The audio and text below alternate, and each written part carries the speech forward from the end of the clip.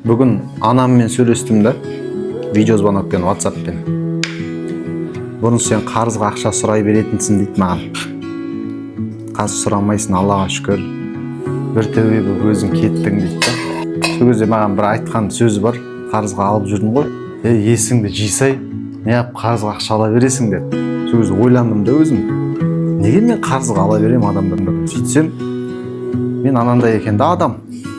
Өзінен жаңағындай ответственность шешіп тастап, короче, ақша тапқысы келмейді, біреуден сұрай салу, біреуге жаба салу оңай да. Когда сен ответственный боласың, бірден қарызды алып тоқтатасың, өмірдің мәні өзгереді деген. Қарызды алуды қалай тоқтаттым? Жан-жақтан мен қарызбын ғой бәріне енді қыса бастады да бәрі. Бірақ максимально өзімді қысып, ең қатты қарыз сұрайтындар бар ғой, кәдімгі қанды жеп қойдым сондайлар. Соларға қарыздарымды бере бастадым жай-жай.